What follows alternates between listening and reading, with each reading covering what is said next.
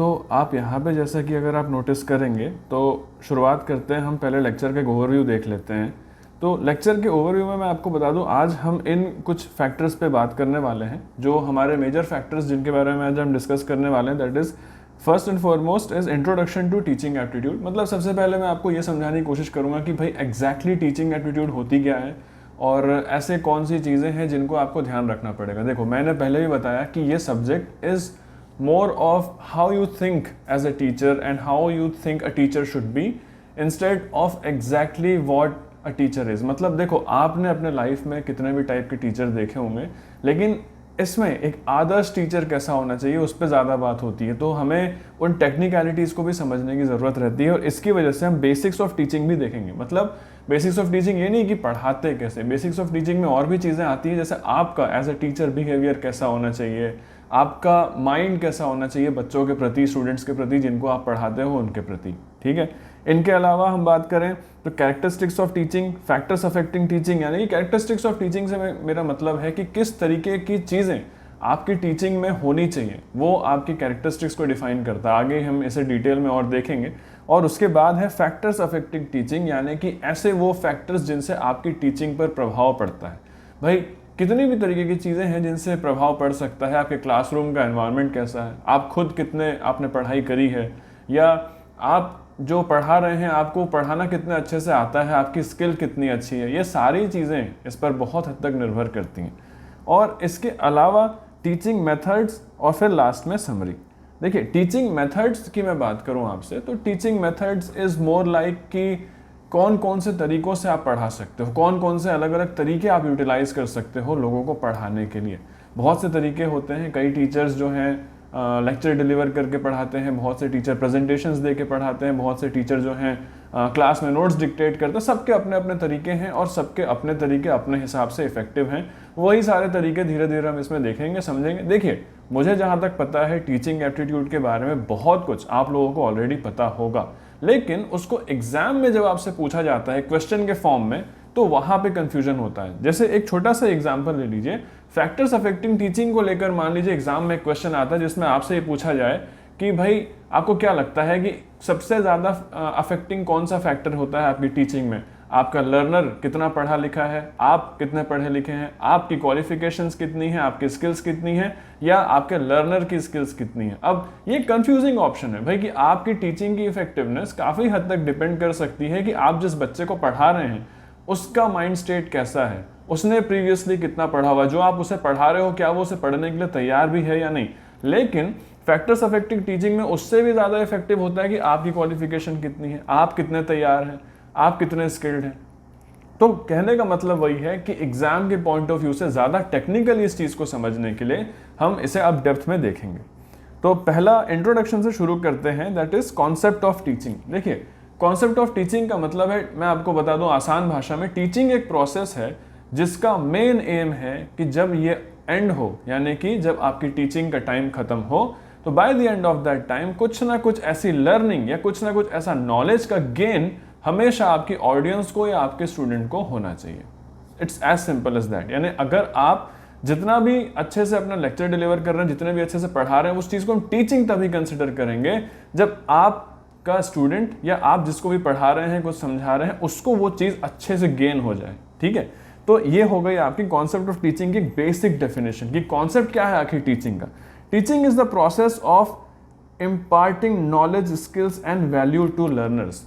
देखिए, आप कुछ भी चीज़, जैसे मान लीजिए मैं आपको अभी यूजीसी नेट के बारे में बता रहा हूँ, टीचिंग एप्टीट्यूड के बारे में पढ़ा रहा हूँ, तो this is something that I am trying to give you the knowledge of. मैं आपसे इस चीज़ का नॉलेज शेयर कर रहा हूँ। टीचर की क्या क्या स्किल्स होनी चाहिए वो मैं आपसे शेयर कर रहा हूँ। ठीक है, इसके अलावा वैल्यूज़ कि हाँ, एक टीचर किस तरीके से सोचना चाहिए, कैसे रिएक्ट करना चाहिए, कैसे रिस्पॉन्ड करना चाहिए, उसे क्या सीखना चाहिए, क्या सिखाना चाहिए, वो वैल्यूज़ जो हैं वो भी मैं आपसे कम्युनिकेट कर रहा हूँ। यानी कि अल्टीमेटली नॉलेज, स्किल्स, वैल्यूज़, इन सारी चीज़ों का डेवलपमेंट जब आप किसी और तक पहुँचा सकते हैं, मतलब आप टीचिंग में अब इवॉल्व हो रहे हैं, आप टीचिंग कर सकते हैं। सेकेंड पॉइंट जो है कॉन्सेप्ट ऑफ टीचिंग में, it involves interaction between the teacher and the learner. Of course teaching is interactive process, हम ये नहीं कह सकते कि हाँ ठीक है एक तरफ से कोई पर्सन बस बोल के चला गया और टीचिंग कंप्लीट हो गई, ऐसा नहीं होता। उसको रिस्पॉन्स जिस तरीके का मिलता है उस पर बहुत हद तक उसकी टीचिंग की क्वालिटी निर्भर करती है।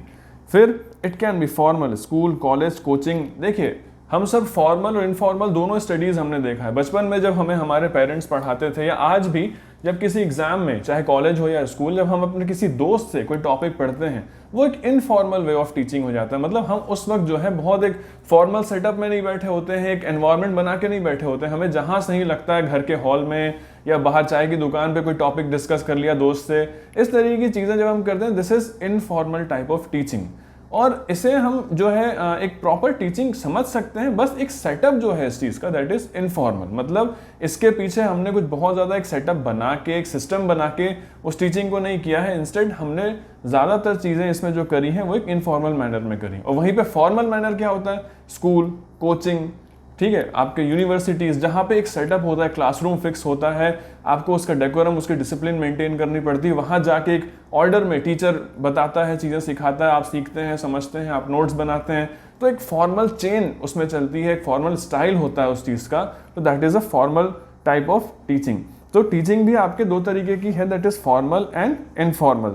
और ऑब्जेक्टिव क्या है टीचिंग का? अगेन जो हमने शुरू में डिस्कस किया था कि at least some kind of learning must be happening, some kind of knowledge must be gained by the person who is in the learning side। जो टीचिंग दे रहा है, जो कुछ सिखा रहा है, वो तो सही है, पर जो व्यक्ति सीख रहा है उस वक्त, या जो लर्नर वहाँ पे बैठा है, उसको कुछ ना कुछ एक नॉलेज का गेन होना या किसी वैल्यू का गेन होना बेहद ज़रूरी है।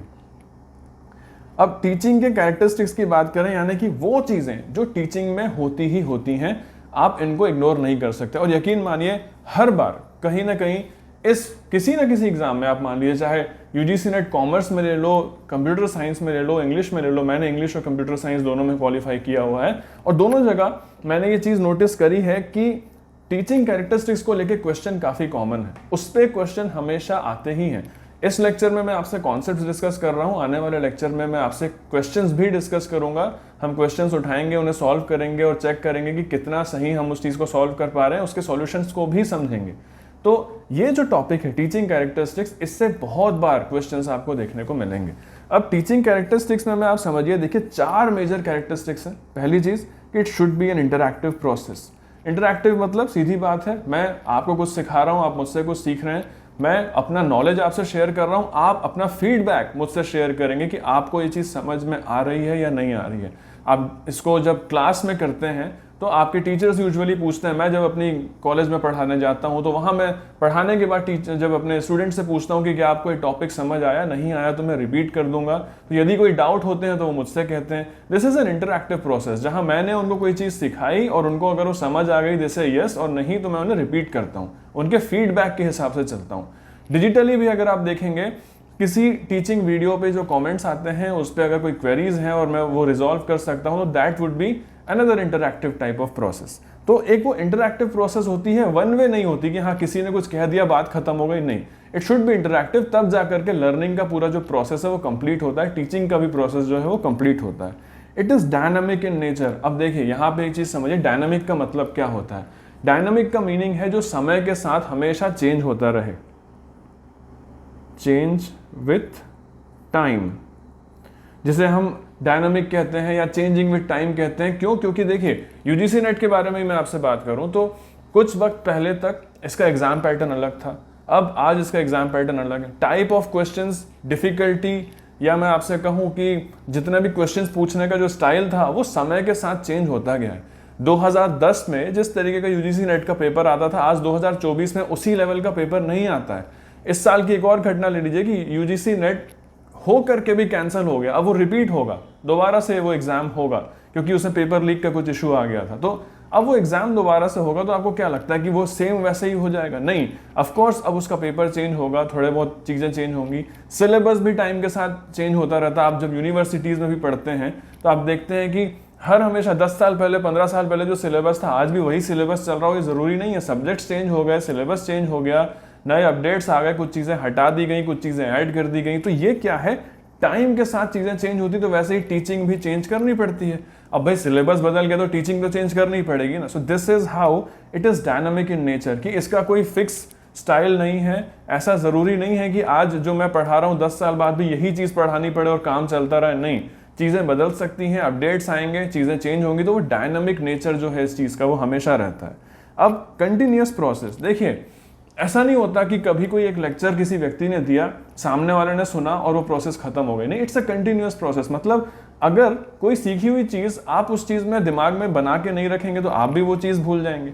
एंड टाइम के साथ जैसे जैसे किसी भी सब्जेक्ट को ज़्यादा पढ़ा जाता है, किसी भी टॉपिक को ज़्यादा पढ़ा जाता है, तो उसके हमेशा क्या होते हैं, न्यू क्वेरीज आती हैं या डाउट्स कह सकते हैं जिनको, जिसकी वजह से हमेशा उसमें कुछ ना कुछ और आगे बढ़ते रहने की गुंजाइश रहती है। So it's a continuous process. ऐसा नहीं है कि एक टॉपिक उठाया, पढ़ाया, खत्म कर दिया, वो टॉपिक फिनिश, सब कुछ फिनिश, नहीं, इट्स अ कंटिन्यूअस प्रोसेस। आने वाले समय में भी उसको लेके नए डाउट्स, नई चीज़ें आ सकती है, तो ये चलता रहेगा। It's a never ending process. फिर it's a combination of art and science. Of course teaching में अगर आप देखोगे, it is type of an art कि आप किसी चीज़ को इतने अच्छे से किसी से कम्युनिकेट करो कि वो उस चीज़ को अच्छे से समझ जाए और उसके वो दिमाग में अच्छे से बैठ जाए। Plus it's a matter of science also. क्यों? क्योंकि आप जब वो चीज़ें कम्युनिकेट उस बच्चे से कर रहे हैं, उस स्टूडेंट से कर रहे हैं, तो आपको इस बात का भी ध्यान रखना पड़ता है कि you need to be correct. तो इसके लिए कुछ साइंटिफिक रूल्स हैं, कुछ साइंटिफिक तरीके निकाले गए हैं जिनको आदमी समझाता है, पढ़ाता है। प्लस सब्जेक्ट्स की भी अगर आप नॉलेज देखें तो सारे सब्जेक्ट सिर्फ कम्युनिकेट करके नहीं, बहुत सारी चीज़ें आपको इंप्लीमेंट करके, प्रैक्टिकल करके सिखानी पड़ती हैं। तो इन सारी चीज़ों को अगर आप एक प्रोस्पेक्ट में देखें तो it's a combination of art and science, यानी कि आपको वो साइंटिफिक तरीके भी पता होने चाहिए जिनसे कि आप अपने कोई भी टीचिंग को बहुत ज़्यादा अच्छे से कम्युनिकेट कर सकते हैं। प्लस आपको ये भी जानना बेहद ज़रूरी है कि वो आर्ट आपको आनी ज़रूरी है। आपने देखा होगा बहुत बार हम ये देखते हैं, किसी व्यक्ति को नॉलेज बहुत है और लेकिन उस नॉलेज को ना वो कम्युनिकेट नहीं कर पाता, वो उतना अच्छा पढ़ा नहीं पाता। दैट इज़ वाई वी से not everybody is a teacher, not everybody can be a teacher. दूसरी तरफ से हम देखें तो कुछ लोग ऐसे होते हैं जिन्हें नॉलेज थोड़ी कम होती है, पर वो उस चीज़ को बताते इतने अच्छे से हैं कि जितना भी उन्हें आता है वो दूसरा भी उतना सीख जाता है। तो ये स्किल है। तो कुछ लोगों की आर्ट बहुत अच्छी होती है इस चीज़ में, टीचिंग की। कुछ लोगों का साइंस बहुत अच्छा होता है कि उनकी पकड़ सब्जेक्ट में बहुत अच्छी है बट डिलीवर नहीं कर पा रहे। तो इन दोनों का कॉम्बिनेशन सही लेवल पर रिक्वायर्ड होता है, तब जाकर के एक इफेक्टिव टीचिंग होती है। तो व्हाट, यहाँ पे क्वेश्चन आता है कि what is an essential point that is really important for effective teaching. तो ये सारे कैरेक्टरिस्टिक्स उसमें शामिल किए जा सकते हैं। आप अगर देखेंगे, आपको हो सकता है इस पर भी क्वेश्चन मिल जाए कि which of the following is an essential characteristic for teaching. आपको ये 4 में से 3 ऑप्शन दिखें या 2 ऑप्शन दिखें और उसके बाद आपको 2 अलग ऑप्शन दिखें, तो आप वहां से समझ सकते हैं कि ठीक है, ये 4 चीजें तो टीचिंग के लिए बेहद ज़रूरी है, इसके इंपॉर्टेंट कैरेक्टरिस्टिक्स हैं, उसकी मोस्ट बेसिक कैरेक्टरिस्टिक्स हैं। तो ये आपको कैरेक्टरिस्टिक्स ऑफ टीचिंग में ये चारों ऑप्शंस हमेशा ध्यान रखने हैं। आप इसे नोट करते हुए चलिए। आने वाले टाइम में मैं ये जो PDF से मैं आपको पढ़ा रहा हूँ, जो मैंने रेडी किया है, ये भी मैं आपसे एज अ कंटेंट मटेरियल आपसे मैं शेयर कर दूंगा। अपना नेक्स्ट पॉइंट है फैक्टर्स अफेक्टिंग टीचिंग। यानी जब आप किसी को पढ़ा रहे होते हैं तो एक टीचर को क्या क्या चीज़ें अफेक्ट करती हैं, उसकी टीचिंग क्वालिटी को क्या क्या चीज़ें अफेक्ट करती हैं, उसके बारे में हम बात करते हैं। सबसे पहली चीज़ है educational background of the teacher. मान लीजिए मैंने M.Tech कंप्यूटर साइंस करी हुई है, मैं MA इंग्लिश भी किया हुआ है मैंने, मान लीजिए, ये मेरे 2 क्वालिफिकेशंस हैं।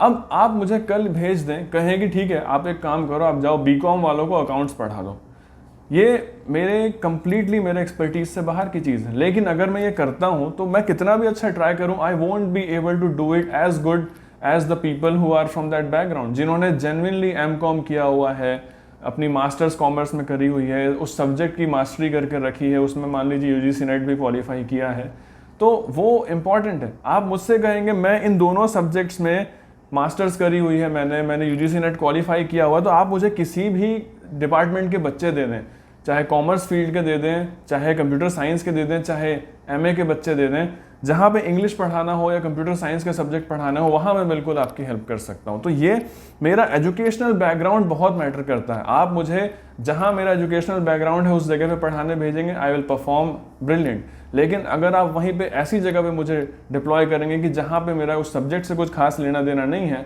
But just because I am actively teaching आपने मुझे वहाँ भेज दिया, तो ऑफकोर्स ये चीज़ कॉस्ट कर सकती है। तो यहाँ पे educational background of teacher is very important. It's a very important factor that affects anybody's teaching. दूसरी चीज़ है स्किल्स ऑफ द टीचर। वही मैंने आपसे पहले भी बात करी कि नॉलेज आपको कितना भी हो, आपने डिग्री कितनी भी करी हो, लेकिन अगर आप में पढ़ाने की वो आर्ट नहीं है तो आप बच्चे तक वो चीज़ अच्छे से कम्युनिकेट नहीं कर पाएंगे। तो आपकी स्किल पे भी आपको काम करना है, that is also a factor that affects teaching. तीसरी चीज़ है क्लासरूम का एनवायरनमेंट। भाई अगर एक टीचर है वो क्लासरूम के एनवायरनमेंट को कंट्रोल नहीं कर सकता, मतलब अगर उसकी क्लास में दिन भर बच्चे शोर कर रहे हैं, वो पढ़ाई में फोकस नहीं कर रहे हैं, जो कि स्कूल में या कॉलेज के जो यंग बच्चे हैं उनमें भी बहुत बार ये देखा जाता है कि नहीं ध्यान देते पढ़ाई में बच्चे, उनका ध्यान किसी और चीज़ में होता है। आजकल तो मोबाइल फोन्स भी कॉलेज में क्लास में सब लेके बैठते हैं, तो उसमें भी लोग कई बार बिजी हो जाते हैं। तो ये चीज़ एक टीचर के लिए बहुत इंपॉर्टेंट है कि उसके क्लासरूम का एनवायरनमेंट कैसा, वो कितना भी अच्छा पढ़ाता हो, अगर वो बच्चों का अटेंशन ग्रैब नहीं कर सकता तो उसके पढ़ाने का तरीका उतना यूजफुल नहीं है। लेकिन वहीं पे वो बच्चा अगर एक अच्छा वो टीचर अगर एक अच्छे तरीके से अटेंशन ग्रैबिंग कर सकता है, क्लास को साइलेंस रखने की थोड़ी सी पावर रखता है, तो उन सारे फैक्टर्स में उसकी टीचिंग अच्छी हो सकती है। तो ये 3 बेहद इंपॉर्टेंट फैक्टर्स हैं। और फैक्टर्स अफेक्टिंग टीचिंग को लेके भी आपको ऑफकोर्स यूजीसी नेट में अगर आप प्रीवियस ईयर क्वेश्चंस देखेंगे, you will definitely get some questions कि out of which these options is an important factor that affects anybody's teaching. ठीक है, और इसके अपार्ट भी कुछ क्वेश्चंस होंगे जो हम आने वाले लेक्चर्स में प्रैक्टिस करेंगे। और अगर आपने अभी तक एक भी बार यूजीसी नेट दिया है, देने की तैयारी कर रहे हैं, जिसमें आपने प्रीवियस ईयर क्वेश्चंस देखे, तो आपने फैक्टर्स अफेक्टिंग टीचिंग के भी क्वेश्चन देखे होंगे। तो ये 3 सबसे इंपॉर्टेंट फैक्टर्स हैं टीचिंग को लेके जो आपको समझने चाहिए। अब आता है आपके अलग अलग मेथड्स ऑफ टीचिंग। देखिए, बोलने में सुनने में ये सब बड़ा आसान लगता है, लेकिन याद रखना और उसको एग्जाम में सही तरीके से डिलीवर करना सबसे बड़ा चैलेंज है। और ये आपको यहाँ पे ध्यान रखना है कि ये चारों फैक्टर्स आपको पता है, आप अपनी डेली लाइफ में रोज देख रहे हैं। अगर आप एक स्टूडेंट हैं तो भी, टीचर हैं तो भी, और नॉर्मली इन दोनों चीज़ों से हटके हैं तो भी, मतलब मान लीजिए आप एक ड्रॉपर हैं जो सिर्फ तैयारी कर रहे हैं, आपने कहीं अभी पढ़ाया नहीं है, पर एक्टिवली कहीं कोचिंग या कॉलेज जाते नहीं हैं, तो भी आपने ये चीज़ अपने लाइफ में कभी ना कभी देखी होगी कि ये 4 तरीकों से मेनली टीचिंग होती है। पहला तरीका है टीचर सेंटर्ड मेथड। अभी जो चल रहा है इसे भी आप टीचर सेंटर्ड मेथड कह सकते हो, कि टीचर ने अपना लेक्चर प्रिपेयर किया और उसको फिर आपके पास कर दिया डिलीवर। ठीक है, इसको हम और ज़्यादा आसान तरीके से समझते हैं। मान लो एक तरीका हो गया लेक्चर डिलीवरी, ठीक है, दूसरा हो गया प्रेजेंटेशन। यहाँ पे टीचर सेंटर्ड है, मतलब टीचर ने अपनी जो भी कंटेंट थी वो बना लिया, अपना लेक्चर प्रिपेयर कर लिया, जाके जो है लेक्चर डिलीवर कर दिया, बच्चों ने सुना, नोट्स बना लिए, चले गए। ये टीचर सेंटर्ड मेथड है। दूसरा प्रेजेंटेशन, मान लो किसी भी टॉपिक को लेके प्रेजेंटेशन आपने बनाई, टीचर ने बनाई और उसने जाके बच्चों में डिलीवर कर दी। अभी जैसा हम चल रहा है, ये जो लेक्चर चल रहा है, इसमें भी जैसे मैंने प्रेजेंटेशन रेडी करी हुई है और मैंने ये आपके पास अभी डिलीवर कर दी, आप इसका फीडबैक मुझे बाद में देंगे, पर this is completely a teacher centred behaviour, क्योंकि यहाँ पे ज़्यादातर चीज़ें मैं अपने अनुसार कर रहा हूँ, जो मैंने तैयारी करी है वो मैं आपके पास आके डिलीवर कर रहा हूँ। मोस्टली स्कूल कॉलेजेस के जो लेक्चर्स होते हैं वो सब टीचर सेंटर्ड मेथड से ही चलते हैं, ठीक है, और प्रेजेंटेशन मेथड से चलते हैं। तो ये 2 इंपॉर्टेंट फैक्टर हो गए आपके टीचर सेंटर्ड मेथड्स में। एग्जाम में इस तरीके से पूछा जा सकता है कि आपको कुछ तरीके बता देगा कि इस तरीके की टीचिंग होती है, बताइए इनमें से टीचर सेंटर्ड मेथड कौन सा है। अब बात कर रहे हैं लर्नर सेंटर्ड मेथड की, तो लर्नर सेंटर्ड मेथड में आपको चीज़ें दिखेंगी जैसे कि जो लर्नर को आपने सौंप दिया कि भाई आप इस तरीके से आपको एक काम करना है, लर्नर का ज़्यादा से ज़्यादा एफर्ट इसमें आएगा। टीचर सेंटर्ड मेथड में मैक्सिमम एफर्ट जो आ रही थी वो टीचर की आ रही थी, वो लेक्चर बना के ला रहा है, वो प्रेजेंटेशन प्रिपेयर कर रहा है, उसको डिलीवर कर रहा है, तैयारी करके आ रहा है। अभी लर्नर सेंटर्ड मेथड में जो एफर्ट है that maximum goes to the learner के पॉइंट ऑफ व्यू में या स्टूडेंट के पॉइंट ऑफ व्यू में। देखो जो आप इसमें देखोगे टीचर सेंटर्ड है, एफर्ट सबसे ज़्यादा इन्हीं का आएगा, ठीक है। उसी तरीके से अगर हम बात करें यहाँ पे तो लर्नर का सबसे ज़्यादा एफर्ट आता है, ठीक, लर्नर सेंटर्ड मेथड में। इसके तरीके कौन कौन से हो गए आप खुद एक बार अंदाज़ा लगाओ। अगर मैं आपको कोई एक टॉपिक उठा के दे दूँ, बोलूँ बेटा ये आपको अब इस पर एक असाइनमेंट या एक ऐसे लिख के लाना है, ठीक है, आप घर जाओगे, मान लो मैंने आपको एक टॉपिक दे दिया कि चलो ठीक है मैं कंप्यूटर साइंस से हूँ, तो मान लो मैंने आपको दे दिया ऑपरेटिंग सिस्टम, कि ऑपरेटिंग सिस्टम क्या होता है, इस पर एक ऐसे लिख के लाओ। तो ये आपके लिए लर्नर सेंटर्ड मेथड हो गया कि आप घर गए, आपने अपने कंप्यूटर की किताब खोली, उसमें देखा ऑपरेटिंग सिस्टम क्या होता है, उस पर एक ऐसे लिख लिया, थोड़ा बहुत इंटरनेट से हेल्प ले लिया, ठीक है। तो ये आपके हो गए क्या, पहली चीज़ आपके हो गए असाइनमेंट्स। खास करके इग्नू से जो बच्चे पढ़ते हैं उनको तो और ज़्यादा पता होगा कि कितने सारे असाइनमेंट्स उनको मैक्सिमम बनाने पड़ते हैं, क्योंकि इग्नू जो यूनिवर्सिटी है that is mostly learner centred university. वहाँ पे फुल टाइम टीचिंग का जो प्रोसेस है वो इतना नहीं होता, because it's an open university. तो उसमें मोस्टली जो है लर्नर सेंटर्ड मेथड्स का यूज़ किया जाता है। और वहीं पे हम लोग जो नॉर्मल यूनिवर्सिटीज़ में पढ़ाते हैं, गवर्नमेंट कॉलेजेस में पढ़ाते हैं, जहाँ फुल टाइम हमें कॉलेज में अपनी जो है मतलब सर्विसेज देनी पड़ती हैं, तो उस केस में जो फुल टाइम स्टूडेंट्स होते हैं, जो ओपन यूनिवर्सिटी के स्टूडेंट नहीं है, तो उनको फुल टाइम जो पढ़ते हैं उनके लिए मोस्टली टीचर सेंटर्ड लर्निंग का यूज़ होता है ना। टीचर रोज़ आ रहा है, लेक्चर डिलीवर कर रहा है, ऑफ कोर्स उसमें भी लर्नर सेंटर्ड चीज़ें हैं, वो उनको असाइनमेंट देता है, उनको होमवर्क देता है, केस स्टडीज़ करने को देता है। लेकिन मैंने एक एग्जाम्पल के तौर पे आपको बताया कि इग्नू एक बहुत स्पेसिफिक एग्जाम्पल है जहाँ पे आप समझ सकते हो कि लर्नर सेंटर्ड अप्रोचेस ज़्यादा से ज़्यादा यूज़ हो रही हैं। अच्छा, इसका दूसरा तरीका और है केस स्टडी, यानी कि केस स्टडीज़ आपने जो है एक बच्चे को दे दी बना के, मान लो MBA वालों को, खास करके मैनेजमेंट या जो कॉमर्स फील्ड से हैं या किसी भी फील्ड के हों आप, आपको कोई सिचुएशन दे दी है या कोई एक पर्टिकुलर टॉपिक दे दिया और आपको कहा गया कि इस पर कोई केस स्टडी बना के लाओ। केस स्टडी क्या होता है भाई? बतौर टीचर आपको ये जानना बेहद ज़रूरी है कि किसी भी टॉपिक के बारे में बहुत ज़्यादा हद तक थोड़ी रिसर्च करके लिखना कि ठीक है क्या क्या चीज़ें आप जो है मतलब उसके बारे में कर सकते हैं, तो वो केस स्टडी कहलाती है। फॉर एग्जाम्पल, मैं अगर आपसे कह दूं कि 2024 के इलेक्शंस पे केस स्टडी करके लाओ, तो वो केस स्टडी कैसे होगी कि आप पहले उठाएंगे कि 2024 के इलेक्शन में कैंडिडेट्स जो थे प्राइम मिनिस्टरियल कौन कौन थे, कौन कौन सी लीडिंग पार्टीज ने चुनाव लड़ा था। उसके बाद फिर आप ये देखेंगे कि ठीक है किन लोगों को कितनी सीट्स मिली, कौन सी अलायंस को कितनी सीट मिली, इंडिया अलायंस को कितनी सीट मिली, NDA अलायंस को कितनी सीट मिली, और किसने कितने वोट से जो है कितने मार्जिन से ये इलेक्शन जीता और कौन प्राइम मिनिस्टर बना। तो इसका एक पूरा एक फ्लो जब आप बना के लाते हैं, उस केस स्टडी से आपने क्या सीखा, क्या क्या पॉलिटिकल टैक्टिक्स आपने सीखे, तो ये एक केस स्टडी हो गई। तो इस तरीके से केस स्टडीज़ का होमवर्क देना, असाइनमेंट्स बनवाना, या उनसे जो है किसी भी तरीके के जो है प्रोजेक्ट्स बनवाना, जिसे हम 3rd नंबर पे मैं लिख देता हूँ प्रोजेक्ट्स। आपने देखा होगा science project, science fair schools में लगते हैं, कॉलेजेस में लगते हैं। तो ये सारी चीज़ें जो हैं ये एक स्टूडेंट के खुद को उसको अंदर से सीखने के लिए जो है मतलब उसको मोटिवेट करने के लिए, उसको ज़्यादा से ज़्यादा एफर्ट डालने, इन्वॉल्व करने के लिए यूटिलाइज की जाती हैं। तो ये लर्नर सेंटर्ड मेथड्स हैं जहाँ पे आप असाइनमेंट्स, केस स्टडीज़, प्रोजेक्ट्स, इन सारी चीज़ों को यूटिलाइज करके स्टूडेंट को ज़्यादा से ज़्यादा एफर्ट दिलवा के पढ़ाई करा सकते हैं। अब आती है मिक्स स्ट्रेटजी। मिक्स स्ट्रेटजी में जो चीज़ें हैं that is more based on both जो है अपने अपने जगह पे सही तरीके से इन्वॉल्व होते हैं। एक एग्जांपल ले लेते हैं इसका, दैट इज़ ग्रुप डिस्कशन, या दूसरा एग्जांपल ले लें इसका ब्रेनस्टॉर्मिंग। देखिए ब्रेनस्टॉर्मिंग एक ऐसा टर्म है जो आपको UGC नेट के एग्जाम के क्वेश्चंस में बहुत बार देखने को मिलता है। अब ग्रुप डिस्कशंस हैं, ब्रेनस्टॉर्मिंग है, ये वो सारे प्रोसेसेस हैं जिनको लेके आप मिक्स स्ट्रेटेजी यूज़ कर सकते हैं। मतलब देखिए कैसे, ग्रुप डिस्कशन में आपने स्टूडेंट्स का एक ग्रुप बनाया और आपने उनसे कहा कि ठीक है अब एक टॉपिक मैंने दे दिया। फॉर वही एग्जांपल लेते हैं 2024 के इलेक्शंस, आपने अपने स्टूडेंट्स को क्लास में टॉपिक दे दिया, 2 ग्रुप बांट दिए और कहा कि अब आप एक ग्रुप डिस्कशन करो। उन लोगों ने ग्रुप में अपना अपना टॉपिक उठाया, किसी ने किसी को सपोर्ट में बोला, किसी ने किसी के अपोज में बोला, और एंड 5 मिनट बाद आपने उनको स्टॉप कहा। फिर आपने अपना फीडबैक दिया कि किस बच्चे ने कैसा परफॉर्म किया है, किस बच्चे को क्या सुधारने की ज़रूरत है, और कौन कौन से और पॉइंट्स बच्चे उसमें ऐड कर सकते थे। आपने भी इनपुट दिया।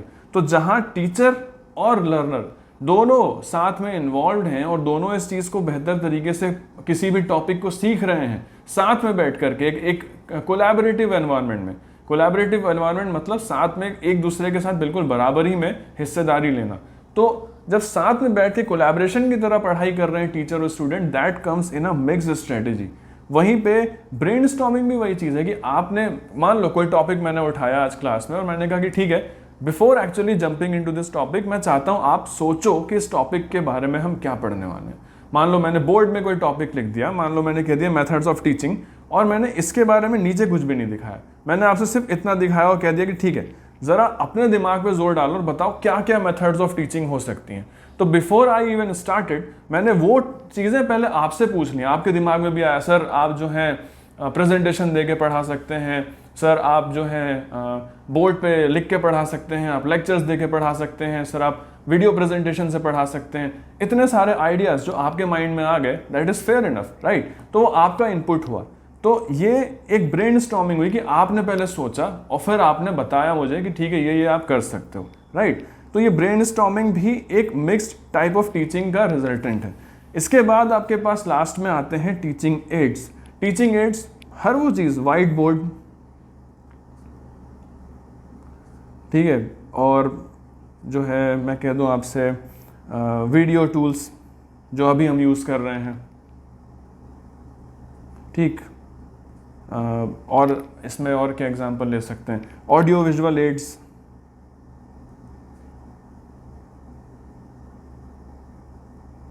देखिए वाइट बोर्ड या वीडियो टूल्स ये सारे विजुअल एड्स में आते हैं। और ऑडियो विजुअल एड्स यानी कि जैसे कि कोई बनी हुई वीडियो है, स्मार्ट क्लास वाली वीडियो है, आजकल स्कूल में जो स्मार्ट क्लासेस आप देखते हैं, या ऑनलाइन वीडियोस में भी जो आप एनिमेटेड वीडियोस देखते हैं, वो सारे ऑडियो विजुअल टूल्स में आते हैं। इसके टीचिंग एड्स में मेनली दो टाइप के होते हैं, एक है आपके ऑडियो एड्स, एक है आपके विजुअल एड्स। और एक और अगर आपको फिर भी थर्ड लेना है मान के, तो ऑडियो विजुअल एड्स। ये तीन आपके मेजर जो हैं टीचिंग एड्स के अंदर में आते हैं। ये आपसे पूछा जा सकता है एग्जाम में भी कि what are the major types of teaching aids that can be used by a teacher. उसमें ऑप्शंस आपको बहुत सारे मिलेंगे, तो उसमें से आपको ये पकड़ना ज़रूरी है कि किस चीज़ को आप टीचिंग एड्स में गिन सकते हैं और किस चीज़ को नहीं। हर वो चीज़ जो टीचर पढ़ाते वक्त यूज़ कर सकता है, वाइट बोर्ड को एक विजुअल एड्स की तरह यूज़ कर सकता है, वीडियोस को ऑडियो विजुअल एड्स की तरह यूज़ कर सकता है, प्रेजेंटेशंस को विजुअल एड्स की तरह यूज़ कर सकता है। ऑडियो यानी कि क्लास में मान लीजिए कोई ऑडियो सुना करके, जैसे मान लीजिए जैसे आजकल स्कूल में मन की बात सुनाया जाता है, जो पीएम मोदी की कार्यक्रम चलता है रेडियो पे, वो ऑडियो एड्स होगा कि वो रेडियो पे आपने उनको सुनाया और उसके बाद बच्चों से उस पर इनपुट ले लिया। तो ये ऑडियो एड्स, विजुअल एड्स, इस तरीके के जब भी आप सुनेंगे, आपको क्वेश्चन में अगर कुछ भी दिखेगा तो आपको समझ जाना है वो टीचिंग एड्स से रिलेटेड क्वेश्चन है। आने वाले लेक्चर्स में जब क्वेश्चन डिस्कस करेंगे तो और बेहतर आइडिया भी आपको लगेगा। मीनवाइल आई वुड से कि ये लेक्चर के बाद आप खुद भी थोड़ा रिसर्च करिए इसके बारे में और देखिए कि किस तरीके के क्वेश्चंस एग्जाम में इन सब से रिलेटेड आए हुए हैं। अब टीचर सेंटर्ड मेथड्स के बारे में देखिए, हमने पहले ही समझ लिया कि लेक्चर डिलीवरी, प्रेजेंटेशन, ये सारी चीज़ें हैं। तो इनमें एक लेक्चर डिलीवरी है, टीम टीचिंग है, वीडियो प्रेजेंटेशन है। लेक्चर डिलीवरी के मेजर पॉइंट्स क्या होते हैं कि आपको प्रिपेयर्ड रहना पड़ता है। इसमें आप नोट्स गिविंग जैसी चीज़ें कर सकते हैं, ठीक है। टीम टीचिंग में क्या हो गया कि आप अपने साथ फेलो टीचर्स, जो आपको ऐसा लगता है कि कोई एक टॉपिक है जिसमें आप किसी और की भी एक्सपर्टीज यूज़ कर सकते हैं, तो आप उनको भी इनवाइट कर सकते हैं, ठीक है। कोई टॉपिक मान लो किसी की कोई एक्सपर्टीज है, कोई ऐसा कोलैबोरेटिव टॉपिक आप पढ़ाना चाहते हैं, तो आप फेलो टीचर्स को इन्वॉल्व कर सकते हैं। वीडियो प्रेजेंटेशन अगेन जैसा कि जो भी हम अभी कर रहे हैं, तो इसमें आप पीपीटी ले सकते हो, स्मार्ट क्लास ले सकते हो,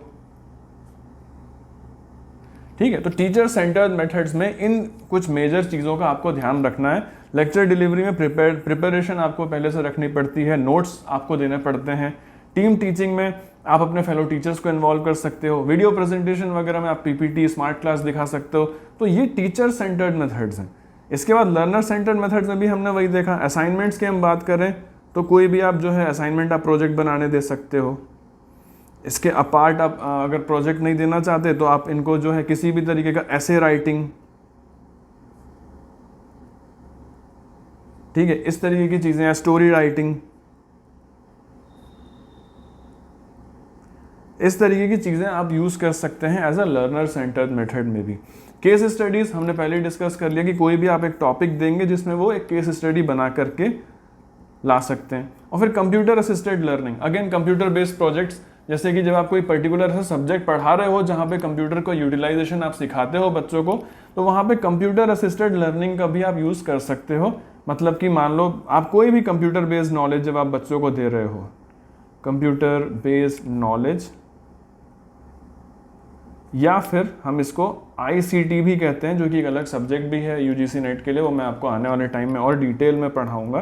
तो इस तरीके की चीज़ें कंप्यूटर असिस्टेड लर्निंग, ये सारी लर्नर सेंटर्ड मेथड्स में आ जाती हैं। अगेन मिक्स स्ट्रेटजी में आप ग्रुप डिस्कशन, ब्रेनस्टॉर्मिंग और प्रोजेक्ट मेथड, ये सारी चीज़ें इंप्लीमेंट कर सकते हैं। टीचिंग एड्स, वही 3 चीज़ें जो मैंने पहले भी आपको बताई। ऑडियो एड्स जैसे कि रेडियो या म्यूज़िक, इस तरीके की चीज़ें सुना के या कोई भी स्टोरी सुना के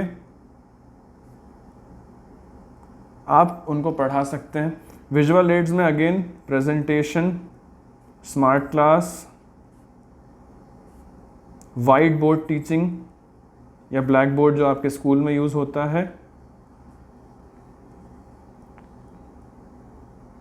ऑडियो विजुअल एड्स की हम बात करें तो अगेन हर वो चीज़ जिसमें ऑडियो और विजुअल दोनों इन्वॉल्व है, तो अगेन जैसे पीपीटी की हम बात कर रहे थे, यहाँ पे भी इम्प्लीमेंट हो सकता है। वीडियोस यहाँ पे हम बात कर सकते हैं, ठीक है, एनिमेशंस, थिंग्स लाइक दैट, ठीक है। तो क्योंकि अब हम अपने लेक्चर के ऑलमोस्ट एंड पे आ चुके हैं, तो एक बार अच्छे से रिवाइज कर लेते हैं कि हमने इसमें क्या पढ़ा है, and then will move on to our next lectures जो इस प्लेलिस्ट में आपको और मिल जाएंगी।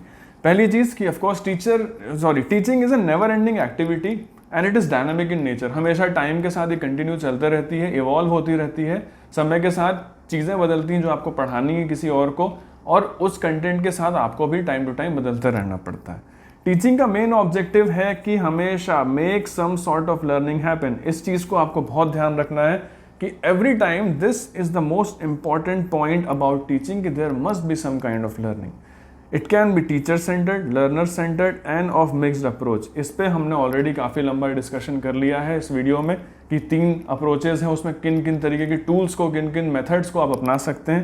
And then again teaching is not just content delivery, it is also making sure that the understanding of delivered content, so that means आपने जो भी चीज़ें पढ़ाई हैं वो सामने वाले को समझ आए, इसका फीडबैक आपके लिए बहुत ज़्यादा ज़रूरी है।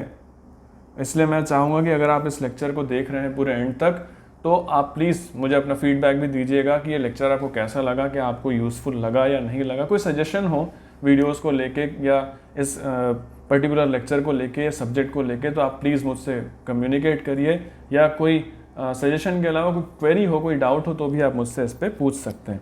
तो teaching is not just about कि कोई कंटेंट बनाया, डिलीवर किया, बच्चों ने पढ़ लेंगे नहीं पढ़ेंगे वो आपको मतलब नहीं, ऐसा नहीं है। It is required that you should get some feedback and you should work on that accordingly.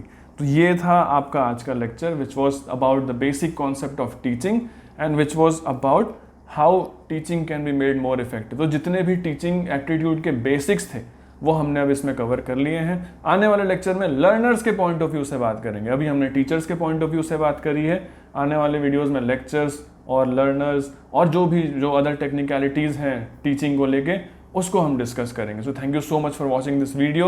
I hope you like this video, और अगर ये वीडियो आपको हेल्पफुल लगी हो तो अपने फेलो एस्पिरेंट से प्लीज़ इस चीज़ को शेयर करिएगा, and I hope everything turns out to be great. Thank you.